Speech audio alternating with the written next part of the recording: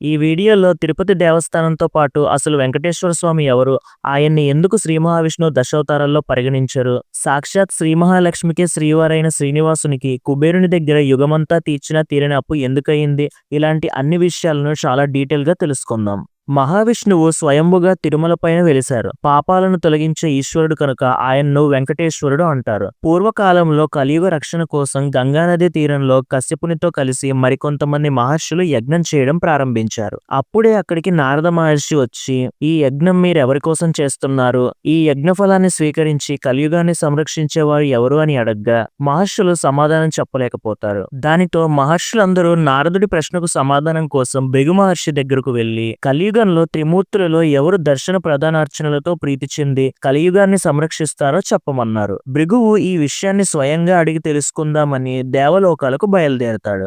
దేవతలందరిలోనూ త్రిమూర్తులు అన్ని లోకాల కన్నా పైలోకంలో ఉంటారు. సృష్టి, స్థితి, లయ అన్నీ వీళ్ల ఆధీనంలోనే ఉంటాయి. కాబట్టి ముందుగా ఆయన బ్రహ్మలోకమైన సత్యలోకానికి వెళ్లారు. అక్కడ బ్రహ్మ సరస్వతి సమేతుడయి భృగు మహర్షి రాకను గమనించక సరస్వతీదేవి సంగీతాన్ని ఆలకిస్తూ అతని దర్శనార్థం వచ్చిన మునులకు దర్శనమిస్తూ సృష్టిని ముందుకు నడిపిస్తూ ఉంటారు. భృగు మహర్షిని పట్టించుకోకపోవడంతో అవమానంగా భావించి భృగు మహర్షి అహంకారంతో ఆ క్షణం బ్రహ్మ కన్నా గొప్పవాడిలా భావించి, నీకు కలియుగంలో పూజలు జరగకూడదుగాక అని బ్రహ్మను శపిస్తాడు. ఆగ్రహంతో, అవమాన భారంతో కోపంగా భృగు మహర్షి కైలాసానికి వెళ్తాడు. శివలోకంలో శివపార్వతులు ఆనందంగా తాండవం చేస్తూ పరవశీయులై ఉంటారు. వారు భృగు మహర్షి రాకను గమనించకపోవడంతో కోపాగ్నికి గురైన భృగువు కలియుగంలో నిన్ను లింగ రూపంలో మాత్రమే పూజిస్తారు అని శివుణ్ణి శపిస్తారు. అసంతృప్తితో ఎంతో కోపంతో వైకుంఠానికి చేరుకుంటారు భృగు మహర్షి. అక్కడికి వెళ్లిన భృగు మహర్షి లక్ష్మీదేవి చెంత పరవశిస్తున్న శేషకల్ప శ్రీనివాసుని గట్టిగట్టిగా పిలుస్తాడు. ఎన్నిసార్లు పిలిచినా సరే విష్ణువు పలకలేదని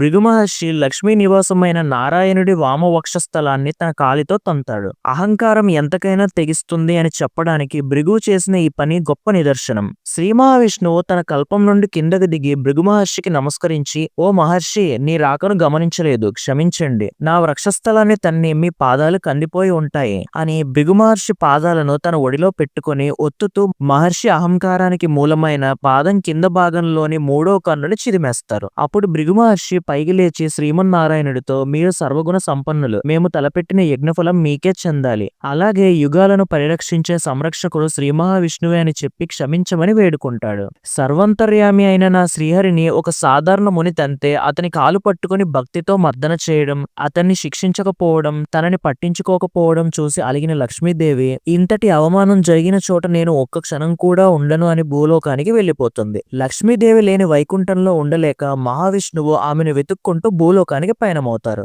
లక్ష్మీదేవి భూలోకంలో కరివీరపురంలో నివాసం ఉంటుంది. ఆ కరివీరపురమే ఇప్పుడు కాలక్రమేణా కొల్హాపూర్ గా మారింది.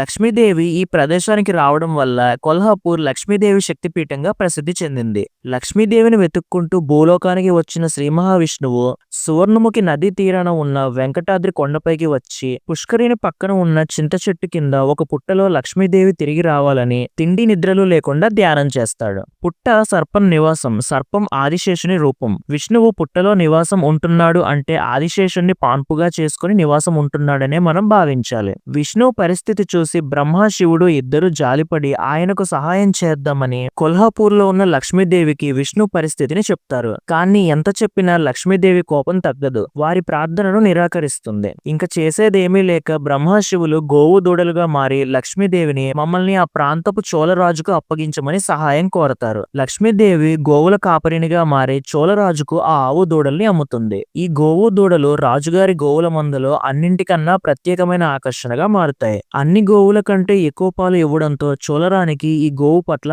ఆసక్తి కలుగుతుంది. చోళరాజు అన్ని గోవులతో వీటిని కలిపి వెంకటకొండపైకి మేతకు పంపిస్తాడు. ప్రతిరోజు ఆ గోవు వెంకటాద్రి కొండపైన చింత చెట్టు కింద ఉన్న పుట్టలో విష్ణువుని కనిపెట్టి ఆ పుట్టపైన నిలబడి తన పొదుగును ఖాళీ అయ్యేదాకా పాలదారల్ని మహావిష్ణువుకు అందిస్తుంది. ఈ విధంగా శ్రీ మహావిష్ణువు ఆకలిని బ్రహ్మ గోవు రూపంలో తీర్చేవాడు. ప్రతిరోజు ఖాళీ కడుపుతో వస్తున్న మాయా గోవుని గమనించిన చోళరాణి గోవుల కాపరిని బాగా తిట్టి ఎవరి గోవు పాలను దొంగలిస్తున్నారో కనిపెట్టమంటుంది. మరుసటి రోజు ఆ గోవు పుట్టపై నిలబడి పాలదారల్ని పుట్టలో పోస్తుండడం చూసిన ఆవుల కాపరి కోపగించుకొని ఈ గోవు మూలాన రాణిగారితో నేను నానా మాటలు పడ్డానని కోపంతో ఆ ఆవుపైకి గొడ్డలిని విసురుతాడు. తన ఆకలిని తీర్చుతున్న ఆవుని కాపాడడానికి ఆ గోవుకి అడ్డుగా ఆ శ్రీ మహావిష్ణువు నిలబడతారు. ఆ గొడ్డలి శ్రీనివాసుని తలకు తగిలి రక్తం కారుతూ ఉంటుంది. పుట్టలో నుంచి బయటికి వచ్చిన శ్రీ మహావిష్ణువు తేజస్సు అతని నుదుట నుంచి వస్తున్న రక్తాన్ని చూసి ఆ గోవుల కాపరి అక్కడికక్కడే చనిపోతాడు. ఒక గూఢచారి సహాయంతో ఇదంతా తెలుసుకున్న చోళరాజు ఆ ప్రాంతానికి వెళ్తాడు. ఒక గోవుపై గొడ్డలి ఎత్తిన ఆ రాజ్యపు అధర్మ పరిపాలనకు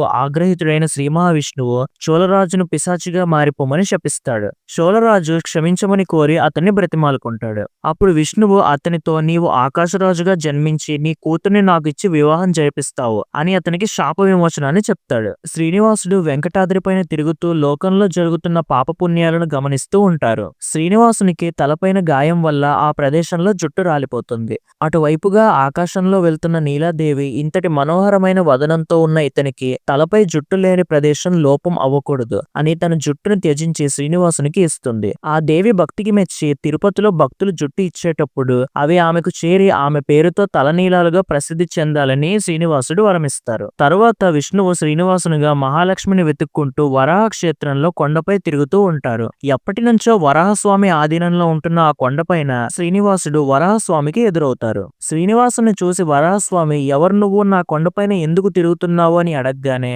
శ్రీనివాసుడు భృగువు నుంచి మొదలుపెట్టి జరిగిందంతా చెప్తారు. నీ అనుమతి లేకుండానే ఈ కొండపై నివాసం ఉంటున్నాను. ఇంకా చాలా కాలం ఇక్కడే ఉండి కలియుగంలో పుణ్యాత్ములను రక్షించాల్సి ఉంది అని అక్కడ ఉండేందుకు అనుమతిని కోరతారు. అందుకు ఒప్పుకున్న వరాహస్వామి కానీ నాకు ఇక్కడ ఈ కొండపైన ఉండేందుకు అద్దె చెల్లించాల్సి ఉంటుంది అని అడగ్గా శ్రీనివాసుడు ప్రస్తుతం నా దగ్గర ఎలాంటి ధనమూ లేదు. ధనదేవత అయిన లక్ష్మి నన్ను వదిలిపెట్టి కొల్హాపురిలో ఉంటుంది. నీవిప్పుడు నాకు ఈ కొండపైన స్థలం ఇస్తే నా వద్దకు వచ్చే భక్తులు ముందుగా నిన్ను దర్శనం చేసుకుని నీకే మొదటి నైవేద్యం సమర్పిస్తారు అని చెప్పగా వరాహస్వామి అందుకు అంగీకరిస్తారు. వెంకటాద్రిపైన కొంతకాలంగా వకులాదేవి వరాహస్వామికి సేవలు చేస్తూ ఉంటుంది. వకులాదేవి మరెవరో కాదు, ద్వాపర యుగంలో శ్రీకృష్ణుడికి తల్లిలా పాలిచ్చి పెంచిన యశోదాదేవి. ఆ జన్మలో శ్రీకృష్ణుడు పెళ్లి కాకముందే గోకులంలో యశోదాదేవిని వదిలి మధురకు వెళ్లిపోతాడు. మళ్లీ తను శ్రీకృష్ణుని కలవలేకపోవడంతో యశోదమ్మ తన పుత్రుడి కళ్యాణాన్ని చూసుకోలేకపోయాను అని బాధపడుతుంది. అప్పుడు విష్ణువు ఈ జన్మలో కాదు తల్లి, మరో జన్మలో నీ కోరిక తప్పక నెరవేరుస్తానని వరం ఇస్తారు.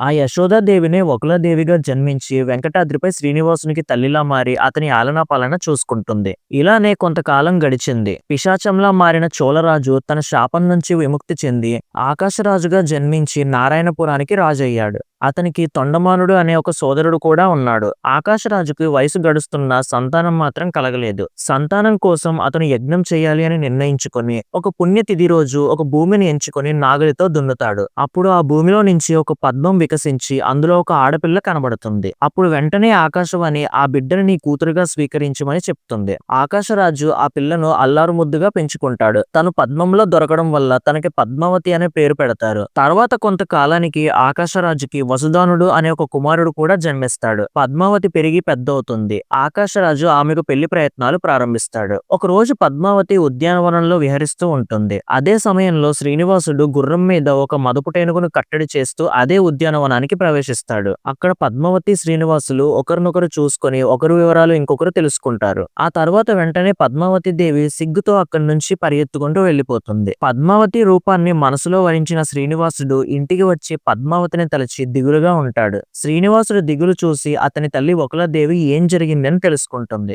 వెంటనే నారాయణపురం వెళ్లి ఆకాశరాజుని కలిసి పద్మావతి శ్రీనివాసుల వివాహం కుదుర్చుతుంది. శ్రీనివాసుడు పద్మావతితో తనకు జరుగుతున్న పెళ్లికి బ్రహ్మ, శివ, ఇంద్ర, స్వర్గాది దేవతలను, ఋషులను అందరినీ ఆహ్వానిస్తాడు. కొల్హాపురిలో ఉన్న లక్ష్మీదేవిని కూడా ఆహ్వానిస్తాడు. లక్ష్మీదేవి తన పతి త్రేతాయుగంలో తనకు ఇచ్చిన మాటను ఇప్పుడు నెరవేరుస్తున్నాడని సంతోషిస్తుంది. త్రేతాయుగంలో లక్ష్మీదేవి సీతగా, వేదవతి లక్ష్మీదేవి అంశగా జన్మిస్తారు. రావణాసురుడు సీతను అపహరించినప్పుడు అగ్నిదేవుని సహాయంతో వేదవతి మాయాసీతగా మారి రావణుడి లంకలో ఉండి రావణుడి దుష్ట కార్యాలను భరిస్తుంది. రాముడు సీతను అగ్ని ప్రవేశం చేయమన్నప్పుడు మాయాసీత అగ్నిలోకి వెళ్లి అసలు సీత బయటికి వస్తుంది. సీతాదేవి వేదవతితో తనకు చేసిన ఉపకారానికి బదులుగా ఒక కోరిక కోరమని అడగ్గా విష్ణువుని వివాహం చేసుకోవాలని ఉంది అని తన మనసులో మాట చెప్తుంది. సీతమ్మ రాముణ్ణి అడుగుతుంది. అందుకు రాముడు తన త్రేతాయుగంలో ఏకప్రతివ్రతుణ్ణి కాబట్టి కలియుగంలో ఆమెను పెళ్లి చేసుకుంటానని లక్ష్మీ స్వరూప సీతాదేవికి మాటిస్తాడు. ఆ వేదవతినే కలియుగంలో పద్మావతిగా జన్మించింది. ఇంకా బ్రహ్మాది దేవతల్ని ఆహ్వానించిన శ్రీనివాసుని వద్ద ఎలాంటి ధనం కూడా లేదు. దానితో ఆయన కుబేరుణ్ణి అప్పు అడుగుతారు. కుబేరుడు శ్రీనివాసునికి తగిన ధనాన్ని అప్పుగా ఇవ్వగా తీసుకున్న అప్పుకి వడ్డీ చెల్లిస్తూ కలియుగం చివర్లో అసలు తీర్చుతానని ఒక ఒప్పందం కుదుర్చుకుంటారు. ఇందుకే శ్రీనివాసుని వడ్డీ కాసుల వారు అంటారు. ఈ రోజు భక్తులు తిరుపతిలో సమర్పించే కానుకలన్నీ ఆ కుబేరుని వడ్డీ కింద జమవుతున్నాయి. పద్మావతి శ్రీనివాసుల కళ్యాణాన్ని ముల్లోకాలు అబ్బురపడేంత ఘనంగా దేవతలు, మునులు, మహర్షులు, సకల జన వల్లభులు విచ్చేసి అంగరంగ వైభవంగా ఎంతో గొప్పగా జరుపుతారు. ఆకాశరాజు తదనంతరం ఆకాశరాజు సోదరుడు తొండమానుడికి, కుమారుడు వసుదానుడికి జరిగిన యుద్ధంలో శ్రీనివాసుడు వారిద్దరికీ సంధిని కుదుర్చుతాడు. ఆ తర్వాత శ్రీనివాసుడు శేషాచలం కొండపైన ఒక మందిరాన్ని నిర్మించి ఇవ్వమని తొండమానుడిని కోరతాడు. తొండమానుడు స్వామి పుష్కరిణికి దక్షిణ ఒడ్డుగా స్వర్ణమందిర ఆలయాన్ని నిర్మించి స్వామికి ఇస్తారు. అప్పటి నుంచి పద్మావతి శ్రీనివాసులు ఆ మందిరంలోనే నివాసం ఉంటారు. ఈ మందిరమే ఇప్పుడు ఆనంద నిలయంగా ప్రసిద్ధి చెందింది. వెంకటేశ్వర స్వామి పద్మావతి దేవి అనుమతితో లక్ష్మీదేవి కోసం కొల్హాపురికి వెళ్లి అక్కడ ఉన్న పద్మకొండ, పాంచగంగా, రుద్రప్రయాగ వంటి పుణ్య తీర్థాలలో స్నానం చేసి లక్ష్మీదేవి కోసం ఘోర తపస్సుని మొదలు పెడతారు. అయినా కూడా లక్ష్మీదేవి దర్శనం ఇవ్వదు. ఆకాశవాణి సలహా మేరకు వెంకటేశ్వర స్వామి సుఖమహర్షి ఆశ్రమంలో అహర్నిశలు లక్ష్మీదేవి దర్శనం కోసం ఘోర తపస్సు చేయగా, మరో పక్క పద్మావతి దేవి స్వామివారు వెళ్లి చాలా సంవత్సరాలు అయినా కూడా ఇంకా రాలేదు అని వెంకటేశ్వర స్వామి దర్శనం కోసం తపస్సు చేస్తుంది. వారిద్దరి తపస్సు చూసి చలించిపోయిన దేవతలు లక్ష్మీదేవిని దర్శించి వెంకటేశ్వర స్వామి దగ్గరకు వెళ్ళమని కోరతారు. భృగు మహర్షి అమ్మవారిని క్షమించమని అర్థిస్తారు. అప్పుడు అమ్మవారు కరుణించి కార్తీక పౌర్ణమి రోజు ప్రసన్న వదనంతో సతీ స్వరూపరాలుగా వికసించిన కలువ పువ్వు మధ్యలో నుంచి బంగారు వర్ణంలో మెరుస్తూ వెంకటేశ్వర స్వామికి దర్శనం ఇస్తారు. అప్పుడు వెంకటేశ్వర స్వామి పరుగు పరుగున వెళ్లి ఇంకెప్పుడు తనను వదిలి వెళ్ళవద్దని తన మెడలో ఉన్న పూలమాలను తీసి లక్ష్మీదేవికి వేస్తారు. తర్వాత స్వామివారు తిరుపతిలో లక్ష్మీ సమేతంగా కొండపైకి చేరుకుంటారు. అక్కడ లక్ష్మీదేవి స్వామివారి గుండెలపై కొలువు కాగా, స్వామివారి రాక కోసం తపస్సు చేసిన పద్మావతి దేవికి కూడా తన గుండెలపైన ఉండేలా శ్రీనివాసుడు స్థలం ఇస్తారు. అలా వ్యూహలక్ష్మిగా లక్ష్మీదేవి, భూతకారుణ్య లక్ష్మిగా పద్మావతి దేవి తన గుండెలపైన కొలువై ఉంటారు. బ్రహ్మదేవుడు కలియుగాంతం వరకు ఇక్కడే ఉండమని మహావిష్ణువును కోరడం వల్ల మహావిష్ణువు శేషాద్రిపై శిలగా వెలిసి భూలోకంలో ధర్మాన్ని కలియుగాంతం వరకు కాపాడడానికి శ్రీ వెంకటేశ్వర స్వామిగా తిరుమలపై కొలువై ఉంటారు. అయితే శ్రీ మహావిష్ణు అవతారాలన్నీ రాక్షస సంహారణకు, అధర్మంపై ధర్మాన్ని నిలబెట్టేందుకు సమస్త సృష్టి కోసం ధరించిన అవతారాలే మత్స్య, కూర్మ, వరాహ, నృసింహ, వామన, పరశురామ, శ్రీరామ, బలరామ, కృష్ణ, కల్కి అవతారాలు. కానీ వెంకటేశ్వర స్వామి ఒక నిర్దిష్ట కార్యసిద్ధి కోసం అవతరించిన అవతారం కాదు. విష్ణువు తన అభిష్టంతో లక్ష్మీదేవి ప్రేమ కోసం భూలోకానికి వచ్చినందున విష్ణు దశావతారాలలో ఎక్కడా కూడా వెంకటేశ్వర స్వామిని పరిగణించలేదు. ఓం నమో వెంకటేశాయ నమః. నా ద్వారా ఆయన కథను ఎంతో మందికి తెలిసేలా చేసినందుకు చాలా సంతోషిస్తున్నా. అయితే ఇదే క్వాలిటీతో ఇంకా అద్భుతంగా సంపూర్ణ రామాయణాన్ని త్వరలో మీ ముందుకు తీసుకొద్దాం అనుకుంటున్నాను. మీలో ఎంతమంది సపోర్ట్ చేస్తారో కామెంట్ చేయండి. ఈ వీడియోని మొదలుపెట్టినప్పటి నుంచి చాలా అడ్డంకులు వచ్చాయి, కానీ అవన్నీ అధిగమించి ఈ వీడియోని పూర్తి చేయడానికి దాదాపు 167 గంటల సమయం పట్టింది. నా కష్టానికి ప్రతిఫలంగా ఛానల్ ను సబ్స్క్రైబ్ చేసుకుని వీడియోని లైక్ చేసి షేర్ చేస్తారని కోరుకుంటున్నాను.